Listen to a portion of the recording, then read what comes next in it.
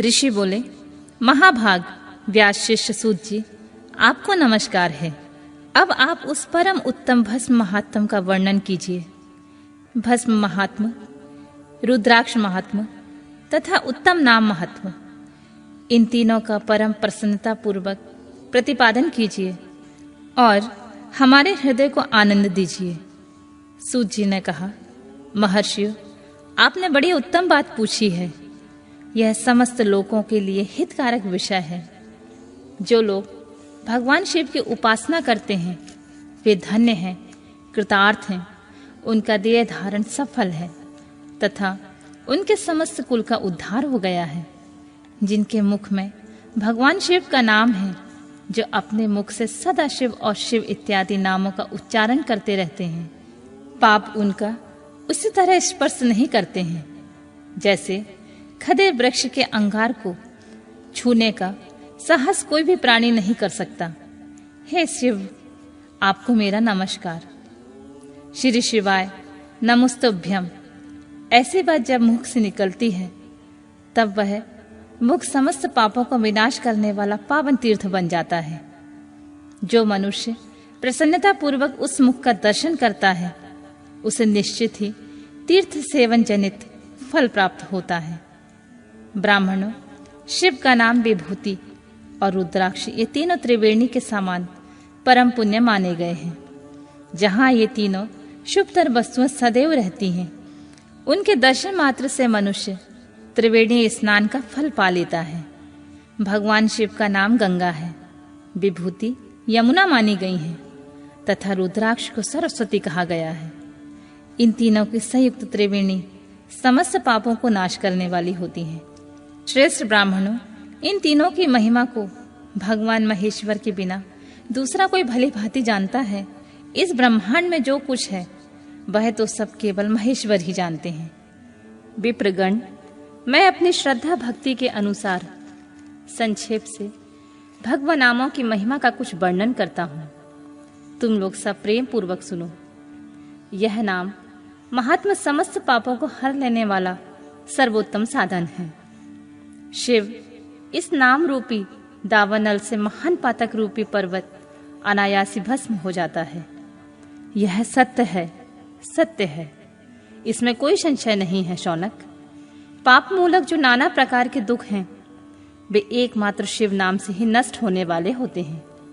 दूसरे साधनों से संपूर्ण यत्न करने पर वे पूर्णतः नष्ट नहीं होते हैं।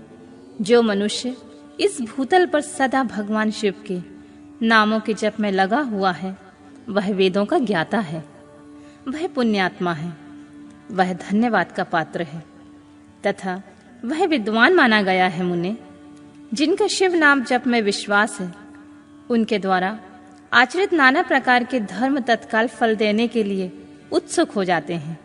महर्षि, भगवान शिव के नाम में जितने पाप नष्ट होते हैं उतने ही पाप मनुष्य इस भूतल पर नहीं कर सकते। जो शिव नाम रूपी नौका पर आरूढ़ होकर संसार रूपी समुद्र को पार करते हैं उनके जन्म मरण रूप संसार के मूलभूत वे सारे पाप निश्चय ही नष्ट हो जाते हैं। महामुनि, संसार के मूलभूत पातक रूपी पादपों का शिव नाम रूपी कुठार से निश्चय ही नाश हो जाता है। जो पाप रूपी दावानल से पीड़ित हैं उन्हें शिव नाम रूपी अमृत का पान करना चाहिए। पापों के दावानल से दग होने वाले लोगों को उस शिव नाम अमृत के बिना शांति नहीं मिल सकती है। जो शिव नाम रूपी सुधा की वृष्टिजनक धारा में गोते लगा रहे हैं वे संसार रूपी दावानल के बीच खड़े होने पर भी कदापि शोक के भागी नहीं होते। जिन महात्माओं के मन में शिव नाम के प्रति बड़ी भारी भक्ति है ऐसे लोगों को सहसा और सर्वथा मुक्ति मिलती है। मुनीश्वर, जिसने अनेक जन्मों तक तपस्या की है उसी के शिव नाम के प्रति भक्ति होती है जो समस्त पापों को नाश करने वाली होती है। जिसके मन में भगवान शिव के नाम के प्रति कभी खंडित न होने वाली असाधारण भक्ति प्रकट होती है उसी के मोक्ष सुलभ है। यह मेरा मत है। जो अनेक प्रकार के पाप करके भी भगवान शिव के नाम जप में आदर पूर्वक लग जाता है वह समस्त पापों से मुक्त हो जाता है। इसमें कोई संशय नहीं है। जैसे वन में दावानल से दग हुए वृक्ष भस्म हो जाते हैं, उसी प्रकार शिव नाम रूपी दावानल से दग होकर भी उस समय से सारे पाप भस्म हो जाते हैं।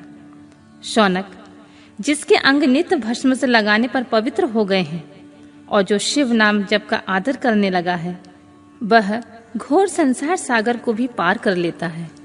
संपूर्ण वेदों का अवलोकन करके पूर्ववर्ती महर्षियों ने यह निश्चित किया है कि भगवान शिव के नाम का जाप संसार सागर को पार करने के लिए सर्वोत्तम उपाय है। मुनिवरों, अधिक कहने से क्या लाभ है। मैं शिव नाम के सर्व पापाहारी महात्म की एक ही श्लोक में वर्णन करता हूँ। भगवान शंकर के एक नाम में भी पाप हरण की जितनी शक्ति है, उतना पातक मनुष्य कभी भी नहीं कर सकता। मुने, पूर्व काल में महापापी राजा इंद्रदुग्न ने शिव नाम के प्रभाव से ही उत्तम सद्गति प्राप्त की थी। इस तरह कोई ब्राह्मणी युवती भी जो पाप कर चुकी है, शिव नाम के प्रभाव से ही उत्तम गति को प्राप्त हुई। दुष्वरों, इस प्रकार मैंने तुमसे भगवान नाम के उत्तम महात्म का वर्णन किया है। अब तुम भस्म का महात्म सुनो, जो समस्त पावन वस्तुओं को भी पावन करने वाला होता है। महर्षियों, भस्म संपूर्ण मंगलों को देने वाला तथा उत्तम है। उसके 2 भेद बताए गए हैं और मैं उन भेदों का वर्णन करता हूँ, तो सावधान होकर सुनो। एक को महाभस्म और दूसरे को स्वल्प भस्म समझना चाहिए। महाभस्म के अनेक भेद हैं। वह 3 प्रकार का कहा गया है: श्रोत, स्मार्त और लौकिक। स्वल्प भस्म के भी बहुत से भेदों का वर्णन किया गया है। श्वेत और स्मार्त भस्म को केवल द्विजों को ही उपयोग में आने की योग्य कहा गया है, और जो तीसरा लौकिक भस्म है, वह अन्य लोगों के लिए उपयोग में आ सकता है। श्रेष्ठ महर्षियों ने यह बताया है कि द्विजों को वैदिक मंत्रों के उच्चारण पूर्वक भस्म धारण करना चाहिए। दूसरे लोगों को बिना मंत्र के केवल धारण करने का विधान है। जले हुए गोबर से प्रकट होने वाला भस्म अग्नेय कहलाता है। महामुने, वह भी त्रिपुंड का द्रव्य है, ऐसा कहा गया है। अग्निहोत्र से उत्पन्न हुए भस्म का भी मनीषी पुरुष को संग्रहण करना चाहिए। अन्य यज्ञ से प्रकट हुआ भस्म भी त्रिपुंड धारण करने के काम आ सकता है। जावालोपनिषद में आए हुए अग्नि इत्यादि 7 मंत्रों द्वारा जल मिश्रित भस्म से धूलन करना चाहिए। महर्षि जाबाली ने सभी वर्णों और आश्रमों के लिए मंत्र से या बिना मंत्र के भी आदर पूर्वक भस्म के त्रिपुंड लगाने की आवश्यकता बताई है।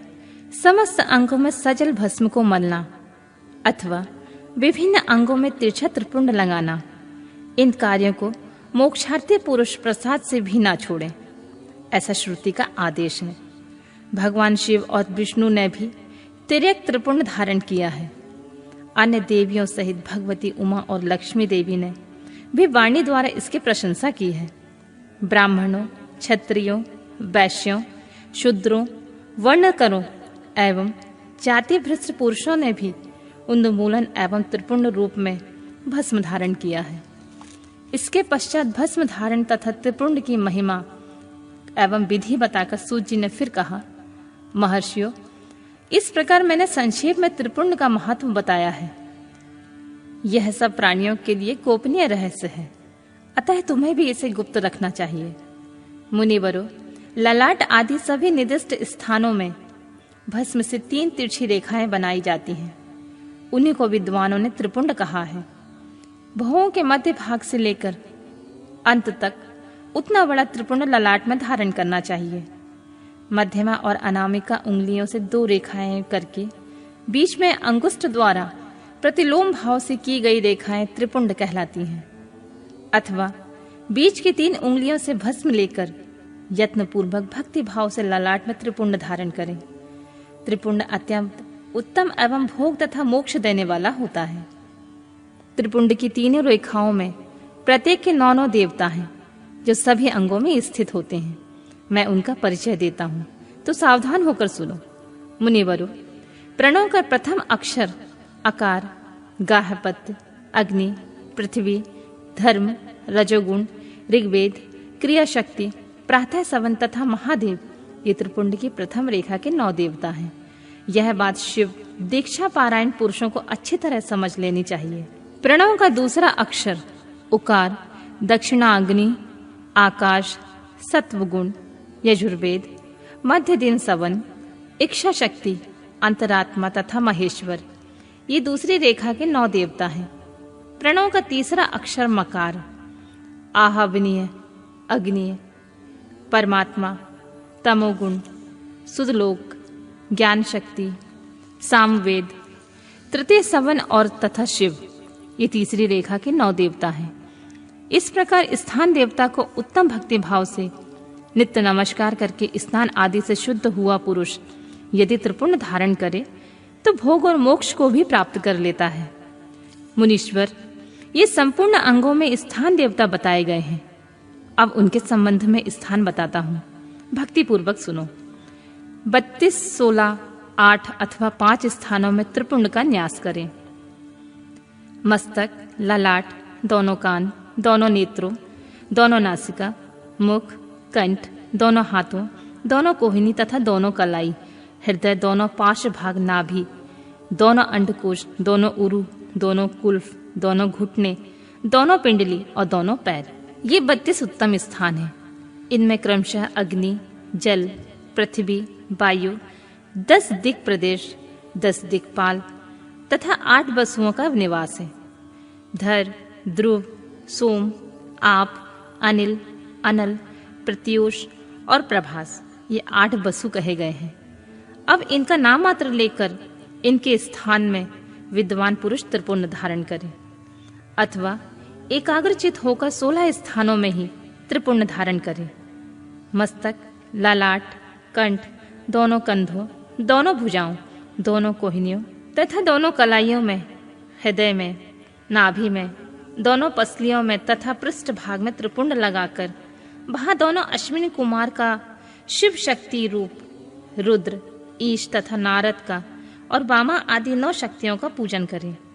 ये सब मिलकर 16 देवता हैं। अश्विनी कुमार 2 कहे गए हैं, नासत्य और दस्त्र अथवा मस्तक। केश, दोनों कान, मुख, भुजा, हृदय, नाभि, दोनों उरु, दोनों जानु, दोनों पैर और पृष्ठभाग, इन 16 स्थानों में 16 त्रिपुंड का न्यास करें। मस्तक में शिव, केश में चंद्रमा, दोनों कानों में रुद्र और ब्रह्मा, मुख में विघ्नराज गणेश, दोनों भुजाओं में विष्णु और लक्ष्मी, हृदय में शंभु, नाभि में प्रजापति, दोनों उरुओं में नाग और दोनों नाग कन्याएं, दोनों घुटनों में ऋषि कन्याएं, दोनों पैरों में समुद्र और विशाल पृष्ठ भाग में संपूर्ण तीर्थ देवता के रूप में विराजमान है। इस प्रकार 16 स्थानों का परिचय दिया गया। अब 8 स्थान बताए जाते हैं। गुहा, स्थान, ललाट, परम उत्तम, कर्णयुगल, दोनों कंधे, हृदय और नाभि, ये 8 स्थान हैं। इनमें ब्रह्मा तथा सप्त ऋषि, ये 8 देवता बताए गए हैं।